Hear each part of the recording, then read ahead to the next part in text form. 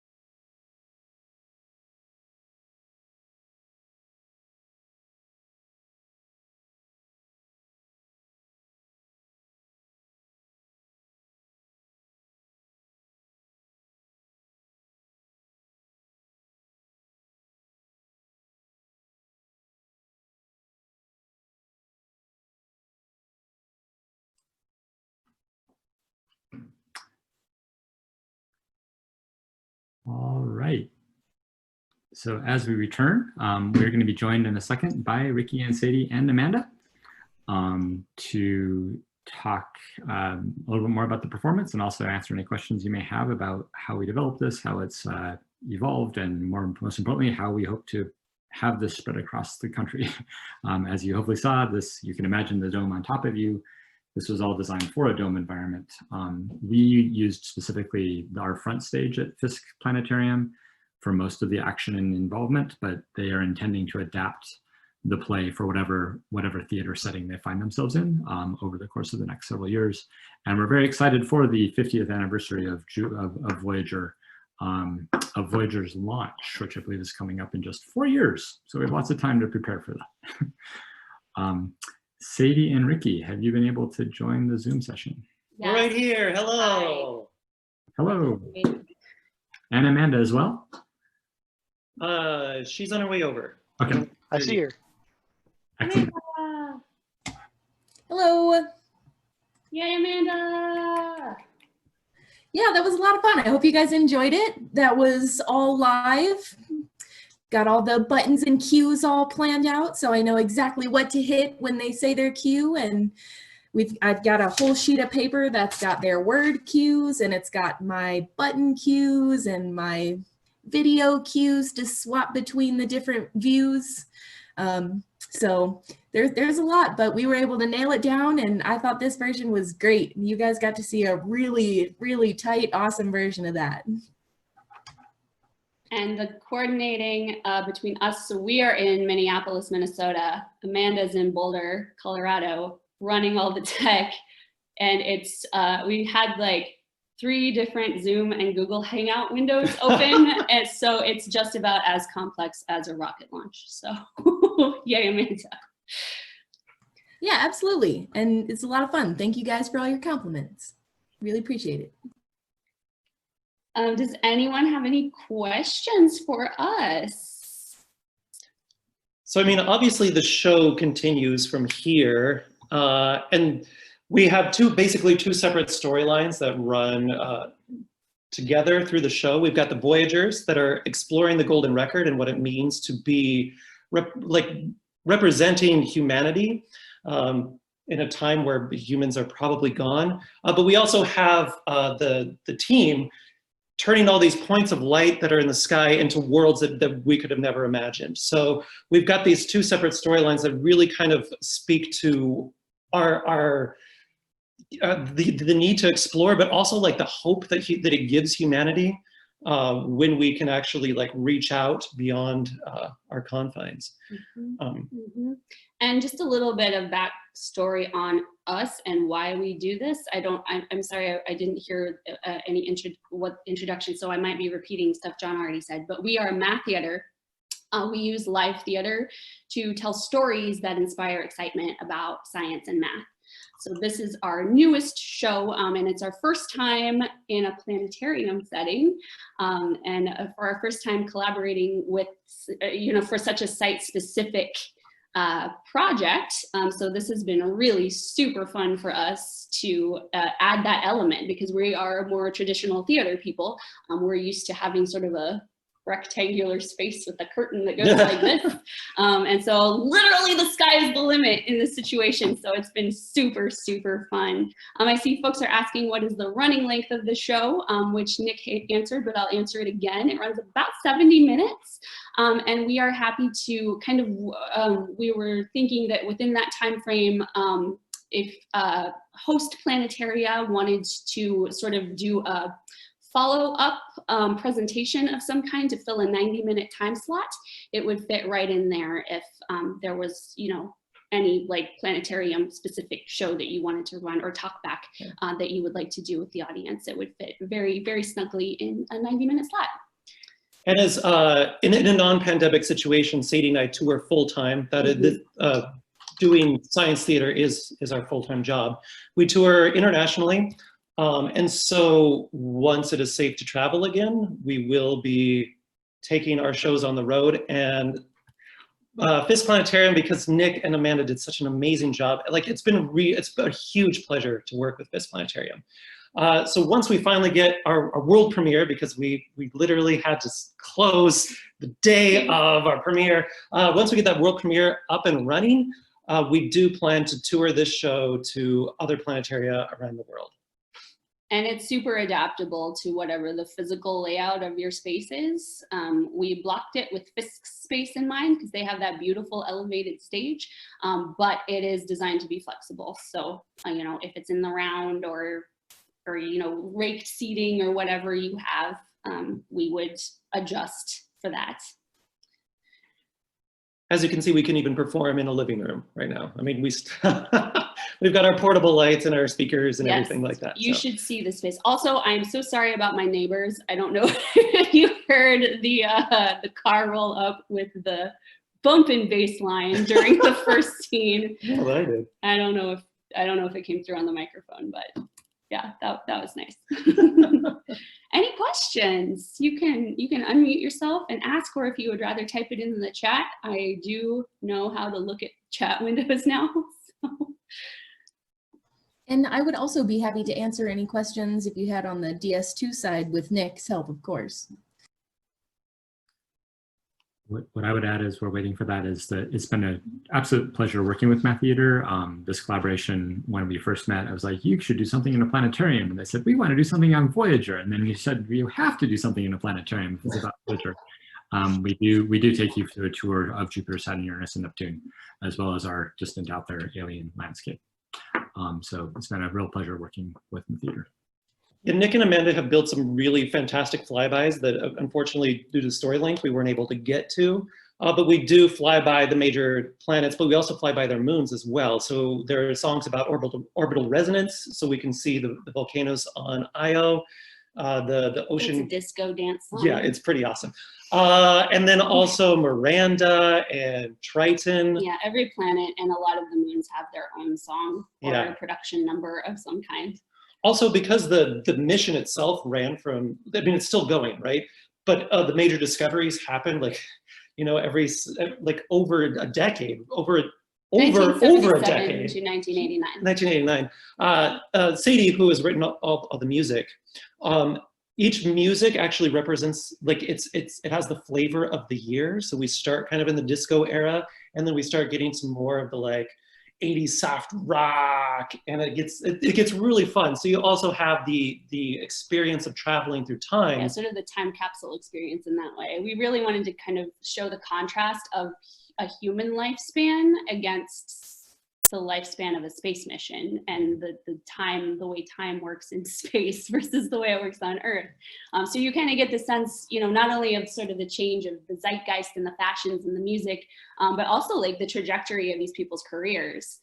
There's the human characters. There are four main characters that are sort of amalgamations of a lot of NASA scientists that we actually got to talk to.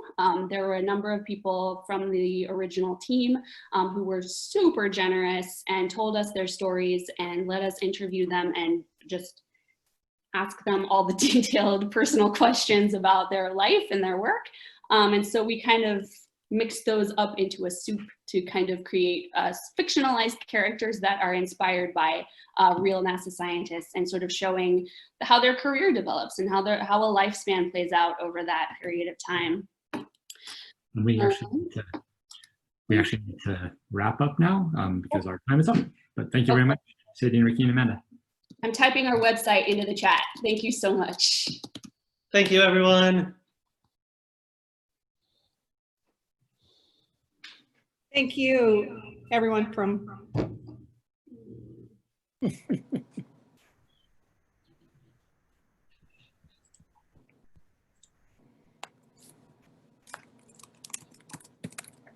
Okay, thank you, everyone. This has been a marvelous experience. And Kendall and I will hang around for a few more minutes if there are some questions that people wanted to ask that they didn't get asked.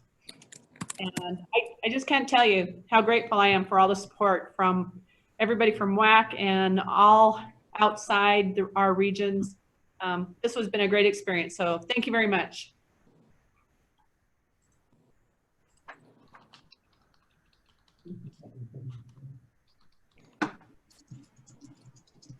Thanks, everybody. It was awesome.